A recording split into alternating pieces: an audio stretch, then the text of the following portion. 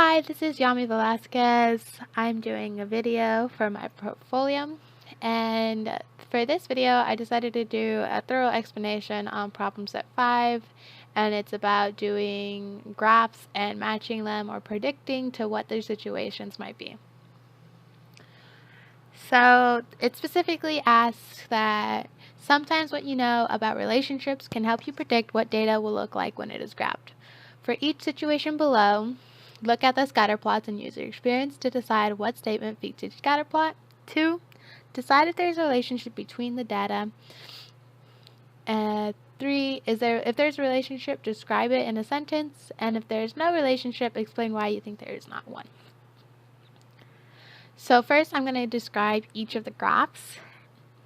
So for the first graph over here, there is a positive correlation, seeing that as x increases, y increases as well. Then there's the second one where there is a negative correlation, whereas the x increases, y then decreases. And then the next one, the third one, there is no correlation, and that's because as x increases, the y has a chance of being either increased or decreased as well. There is no pattern within it. It all tends to be scattered.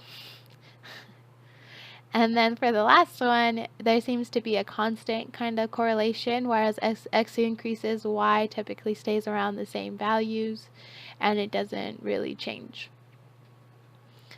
So the first situation we are given is how fast a dog can run and the length of the dog's fur.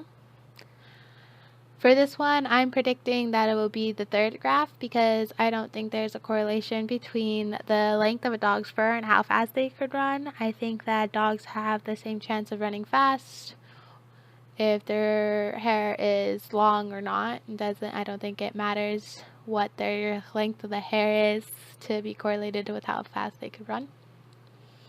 Then for the next one, it says a person's age and their body temperature. And this one I think is the last graph on here because I think that as you grow older, your body temperature should stay around the same. It shouldn't really increase or decrease, at least not by much. It should be all around the same. And then for the next one, it says the child's age and the size of his or her feet. This one I believe should be 1 because once you grow older, when you're a child, you tend to grow, and so thus your feet grow. So if you plotted it, it'd be the child's age on the x-axis because it is time, and time is always an independent kind of variable, and y would be the size of his or her feet. And so as you grow older when you're a child, your feet typically tend to grow bigger and bigger. Then for the last one, it says outdoor temperature and the percentage of people wearing long sleeve shirts.